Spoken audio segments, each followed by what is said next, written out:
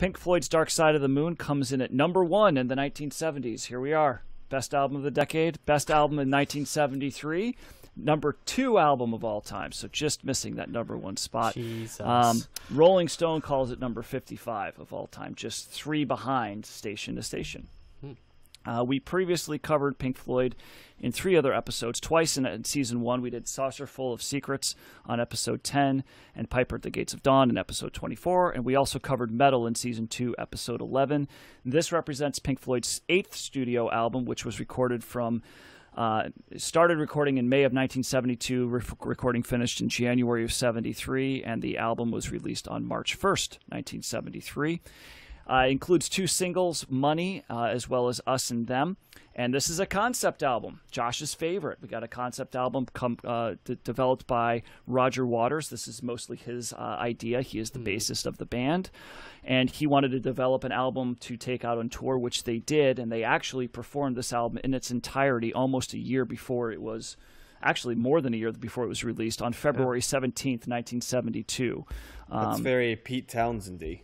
To develop an album to take in tour, Yep. And but they would tour this album for a while before they actually released it. So the concepts that we're hearing in this record include themes that Waters was going through his mind, including conflict, greed, time, death, and mental illness. There's a lot of people feeling that a lot of the inspiration here still came from Syd Barrett, their original founding member, who was kind of losing his mind around this time, still continuing to lose his mind. It started in the late 60s. But the other band members were very much into this idea. Even though it was Waters' main idea, they were all pretty much bought into all of the different ideas that were being covered. A lot of them were on the same page musically, and they actually said that this might be the most pleasant time in the band, where they were the most cohesive, that they would ever be. So each side of the record is a continuous piece of music. The 5 tracks on each side, they're supposed to reflect various stages of human life. Waters did write all the lyrics, but the band, all the members contributed to the music. David Gilmour, guitarist, sings on most of the tracks, and he harmonizes with the keyboardist Rick Wright. He also double tracks, so sometimes Gilmour is harmonizing with himself. Waters does take the lead vocals in the last 2 tracks, and we have a ton of fun facts with this record. There was lots of experimenting in the studio. This album is known as being a lot of people say that this is one of the best produced albums ever. A lot of groundbreaking stuff that they were doing. They the song "On the Run," which was an all hands on deck kind of a thing, because this is before they have computers, so you can't just program something and have it loop back. So what the members did was they all kind of went to different controls and settings through a number of different electronic synthesizers and equipment. And they would fool around with some stuff, and when they finally figured out what they were going to do, they would all basically perform live together with all of these different sounds. So what you're hearing on that track, all those noises, and it's purposefully done all live, together. So so they, not just the band members, but different other people like the engineers and other people in the studio were helping out with that. For the song "Great Gig in the Sky," that's the fifth track. Fifth track. Thank you, Josh. So that's where you have basically, it's a piano part that Rick Wright came up with, and they had this whole piece, and they wanted to have a female singer, kind of do this wordless, a vocal performance. So they get a woman called Claire Torrey, who was a session musician and vocalist from Abbey Road Studios. She was invited to come in and just improvise over this track. So she goes into the studio, they play the song, and she just riffs and she starts singing, and that's basically what you're hearing. She actually came out of the studio and started apologizing because she felt she was going way over the top, but the band actually loved what she did. They gave her zero direction. They just said, go do what feels right, and they were very pleased with what she did. She was paid about £30, which is for her performance, and that comes to about £400 in $2001. So not a whole lot. And as you can imagine, with this album selling so much and being one of the biggest successes in music history, She later did sue EMI and the band for 50% of the songwriting royalties. 50%, wow. 50%. Okay. The case was settled out of court. I think this was like in 2003 or something like that, so many years later. The case was settled out of court, but now when you see the track listings on the records, she is listed with a songwriting credit. You might have heard throughout this record several voices talking and saying a variety of different things. This was the idea of Waters, and what he would do was he would write a series of questions on index cards. Some of them starting off very simple, like what's your favorite color, what's your favorite food, that type of thing. And then they would go into other kind of oblique strategies. I was reminded of that. Yes, Josh. And then the questions would go into more serious kind of things, like have you ever? When was the last time you went mad, or something like that. So they would show these cards to various people working in the studio and other people that were just passing by. And those the voices that you're hearing are responses to the questions that they are being asked. Fun fact about this, Paul and Linda McCartney were actually recorded with some answers for some of these questions. However, they were not included because the band members felt that they were trying to be too funny. They were trying to be funny, and it just didn't work out. But they did use Wings guitarist Henry McCullough, who contributed the line that was used a couple of times. I don't know, I was really drunk at the time. So that guy, when you hear that line, that's from the Wings guy. So the album cover is an iconic album cover. They hired the graphic design team Hypnosis, which was the same team that did their previous album covers. And they asked them to create something that was, quote, smarter, neater, and more classy. And they were presented with 7 different options, and all 4 members almost immediately pointed to the album cover that you see here today. They were very confident with the strength of Waters' lyrics that they decided for the first time to actually print them on the album sleeve. I'll be interested to hear if you guys feel that was a good idea, if the lyrics really were worth printing on the album sleeve. Also, this album was engineered by Alan Parsons, who you might have heard of from the Alan Parsons Project, who also did, I didn't know this, do you know that the Alan Parsons Project responsible for the Chicago Bulls 1990 song, the come-out song? Yeah. What's the name of it? I always forget. I think it's called Sirius. Sirius, there you go. Yes, something like that. I knew that. Yeah.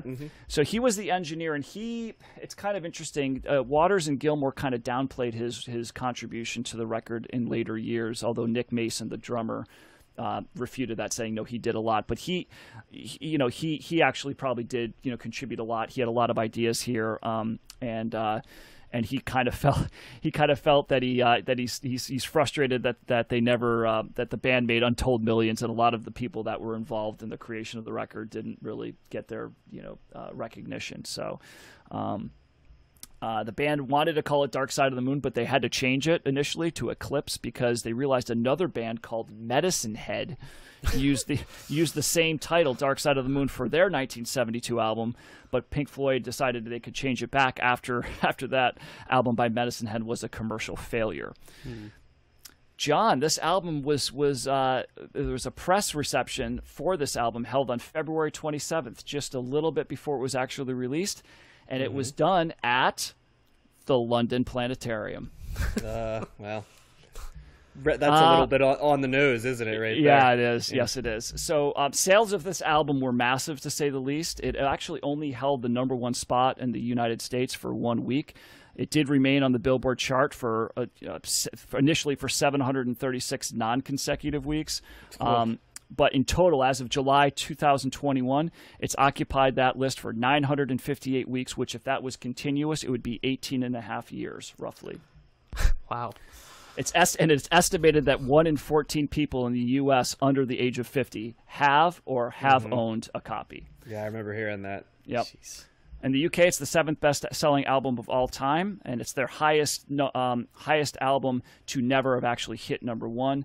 And it's estimated to have sold 45 million copies, roughly 45 million copies worldwide, and is what's known as the 5th best-selling album of all time, behind the Bodyguard soundtrack, which I'm amazed that's like right behind it, sell a lot right ahead of it, I should say. Bad Out of Hell. 45. Yep. Meatloaf, Back in Black, which was around 50 million, and Thriller, which is like crushing everything at 67 million. Mm-hmm. So I'll leave you with a quote from David Gilmour before we get to the reactions. Guitarist David Gilmour said that the combination of words and music hit a peak. All the music before had not had any great lyrical point to it, and this one was clear and concise. The cover was also right. I think it's become like a benevolent noose hanging behind us. So, and we'll talk about why he said that in the next time we cover Floyd. But big album here, John. I can't wait to hear your take. Lay it on me. I mean, let's start with the things that aren't even novel takes that you have to describe about this album. First, this is the album where Pink Floyd decided to become a pop band because they wrote way more streamlined songs as opposed to very experimental, largely instrumental tracks. They put more words in here. It stands out immediately on this album compared to the other Pink Floyd that we've done and must have stood out to a listener at that time.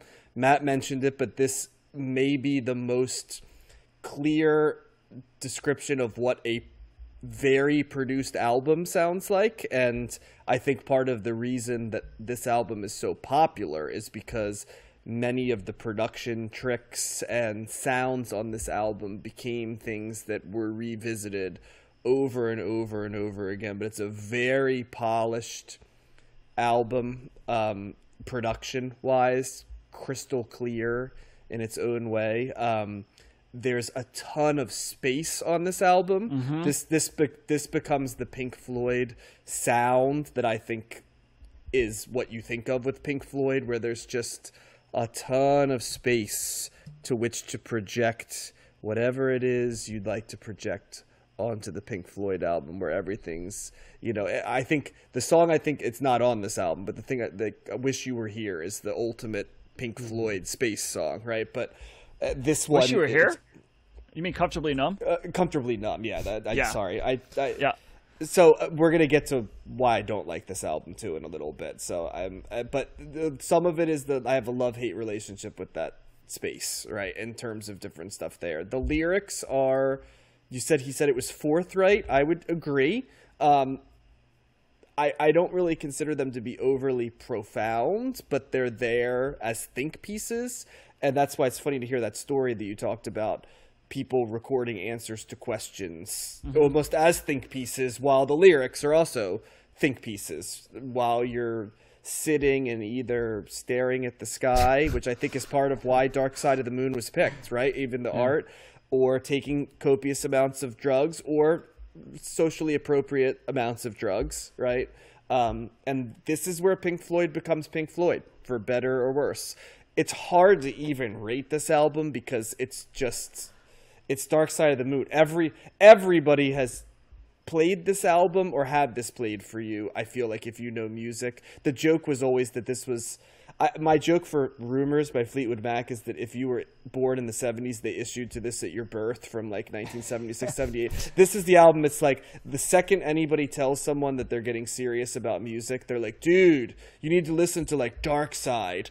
And I do think that how you respond to listening to Dark Side sort of describes what your future journey would be. For most people, it's like, wow. But then I think you always become more sophisticated than this, and which is funny because Pink Floyd was not that early, right? It was way more sophisticated. But this is where, I don't want to say they dumbed down their sound, but they took the sound that became instantly accessible while taking the art rock stuff. So here's the deal. I don't really love Pink Floyd. I have never really loved Pink Floyd. They don't do much for me. I find the albums to be kind of boring and generic, which is, I can appreciate that they're doing a lot of different stuff. I just don't find the stuff that they're doing very interesting.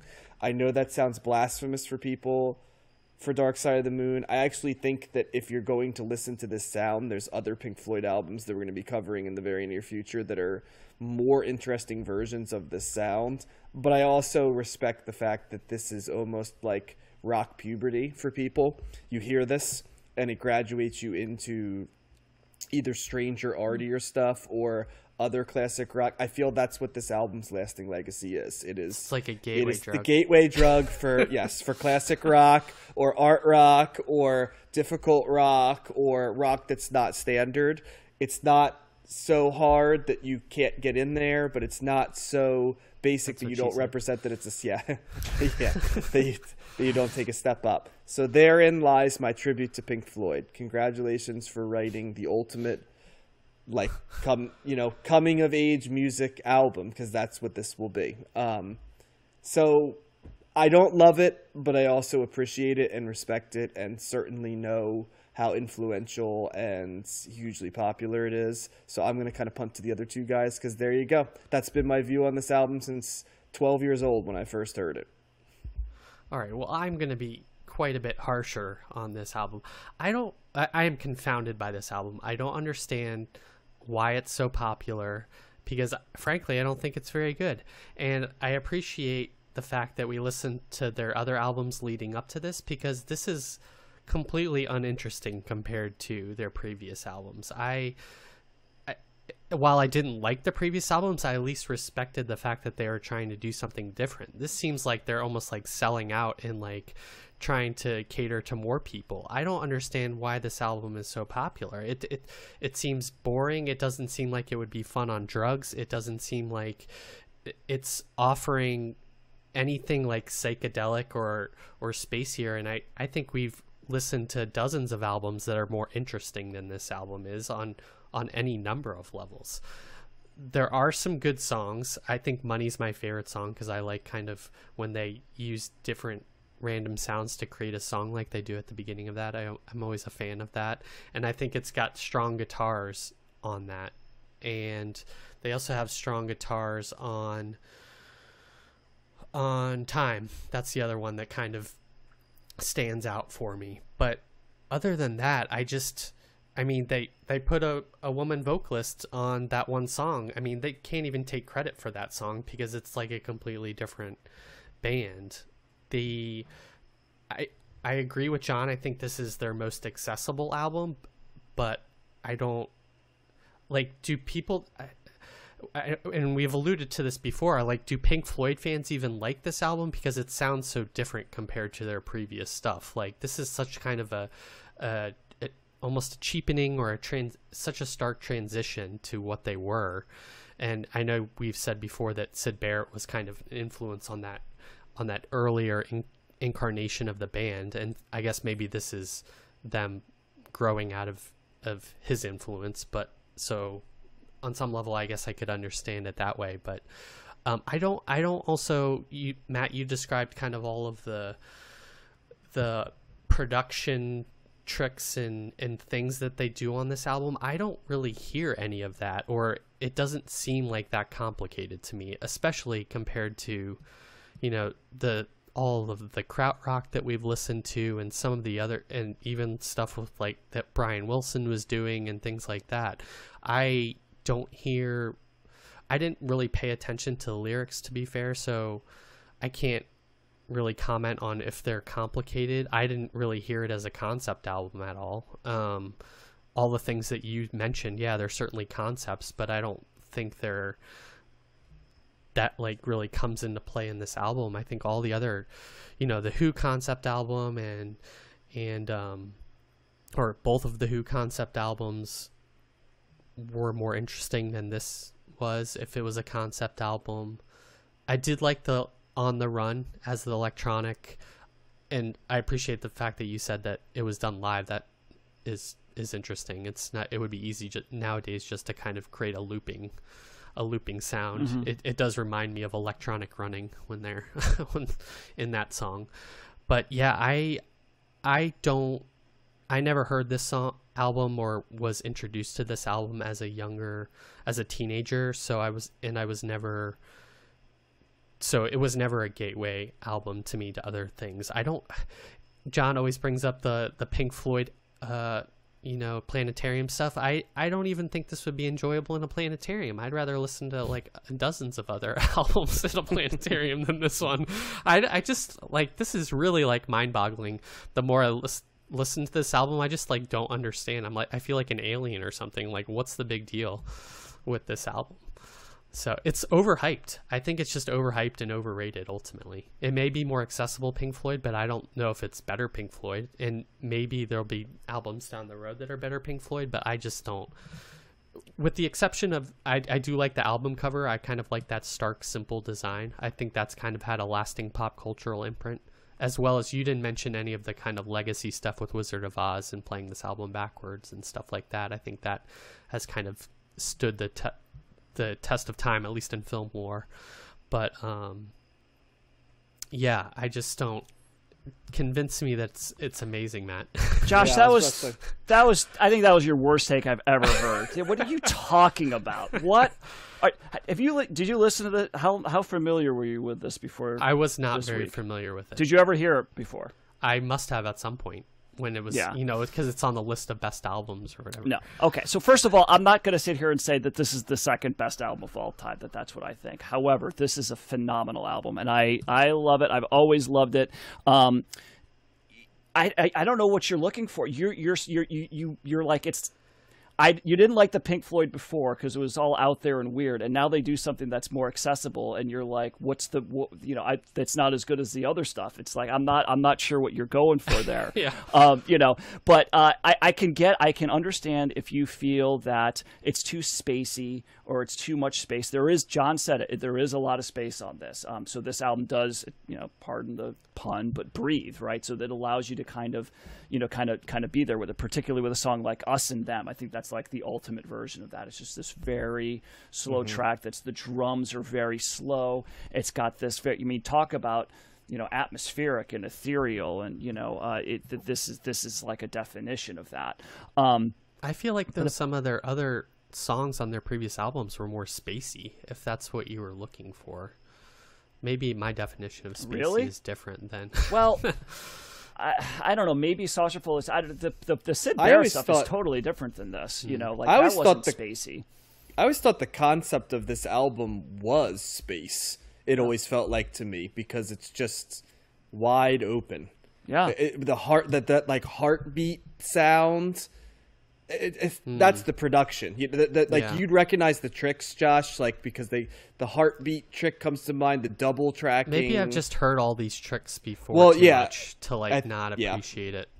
But you're also like, I don't know what they're doing, like techno, like but you said you liked On the Run, which was all electronics. It was all studio stuff. It was all done, in the moment, and it wasn't stuff like this was not being done then too. That's the other thing. This is an immaculately produced album. Now some people might go, well, it's overproduced, it's too much, and okay, that's my camp. But you're right. It's immaculately produced, but it's so crisp and clear. The guitar, I will say, Time, that guitar solo on Time is one of, not because it's complicated. That's one of my all-time favorite guitar solos, because behind it, the bass of that, the menacing pounding, the bass behind that, along with the drums, and then that David Gilmour's guitar tone is one of my favorite guitar tones. It's pure, like it's pure not joy, but like it's like the perfect sounding guitar sound.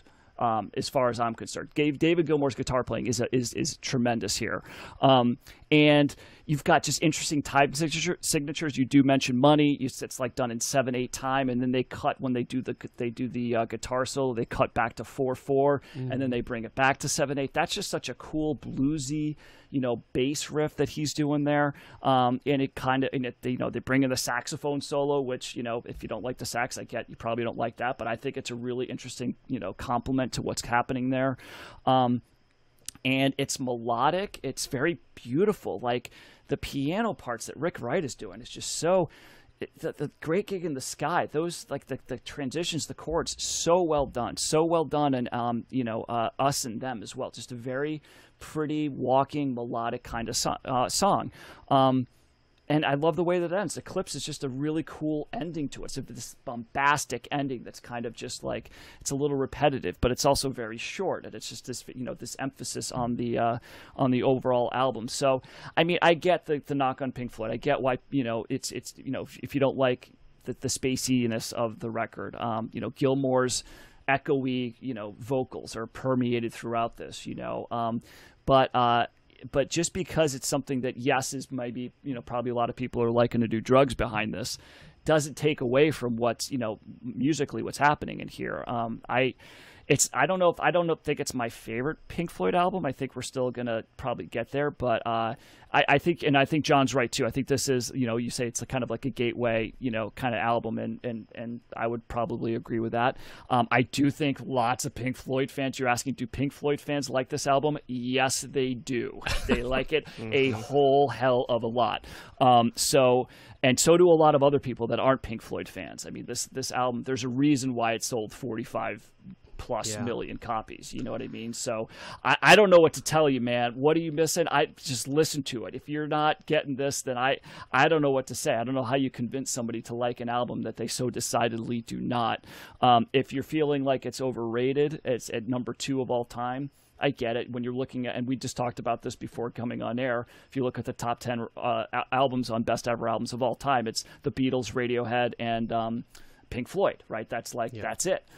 So it's take that with a grain of salt. But to say that this album is widely overrated or not good is just, I don't know, in my view, patently not true. This is a tremendously talented band.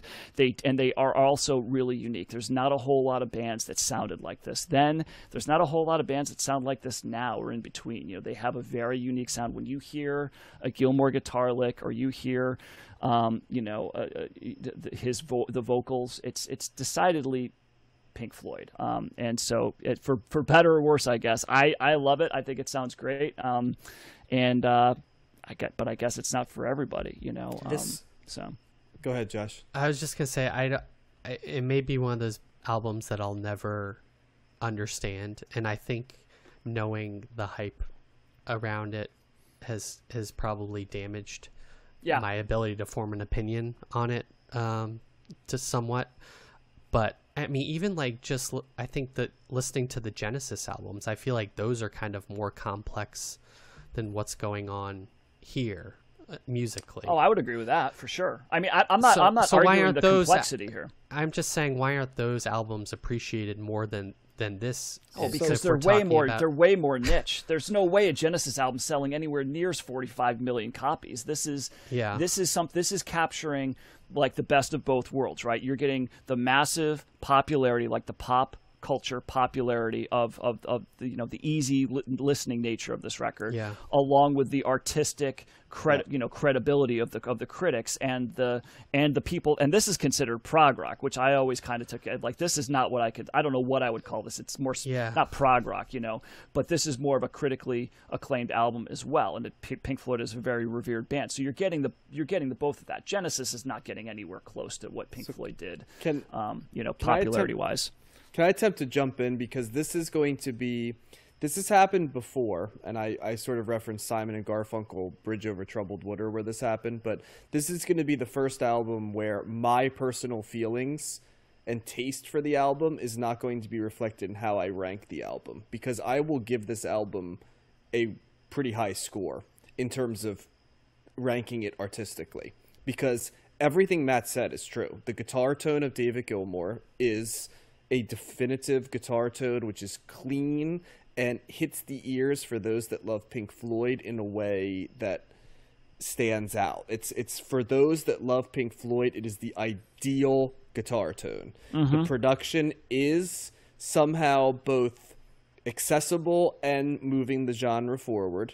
The drums are an interesting way to play drums, because they are just in the world. Like exist.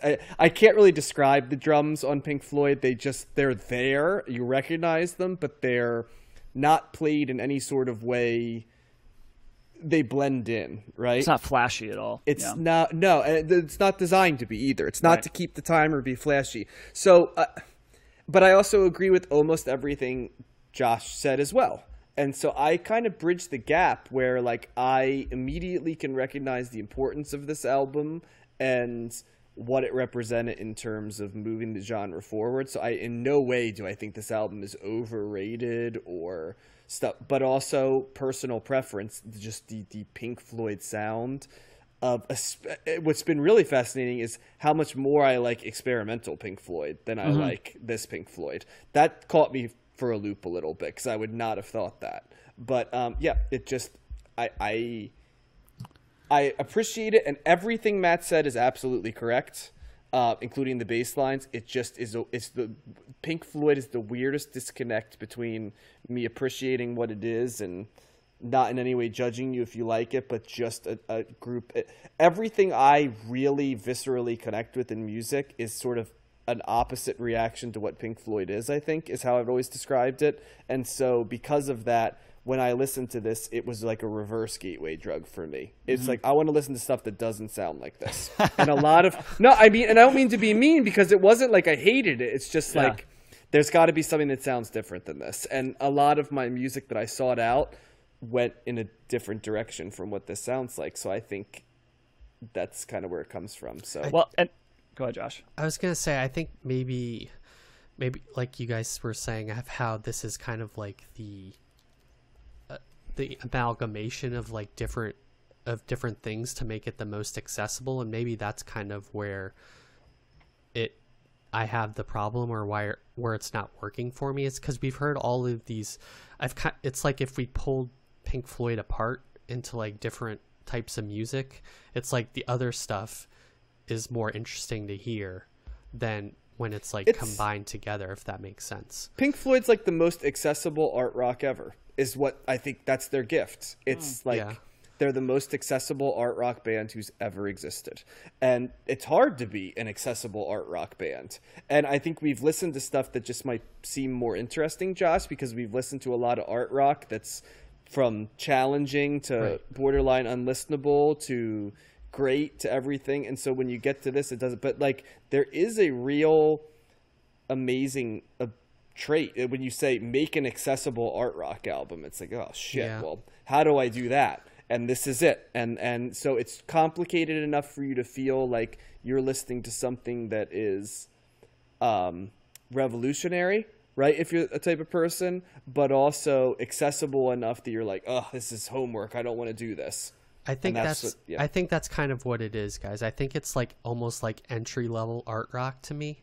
And when you can say, okay, if you like this, well, then you should listen to Can, because this is much, or you should listen to Genesis, or like any of the other prog rock bands that we're listening to, because it's like that's like the step up. And I feel like maybe I'm at some like music listening level where it just doesn't sound as too foundational or something than I can't believe I'm gonna bands. I can't believe I'm gonna defend Pink Floyd. Who would have thought that I would be taking this head?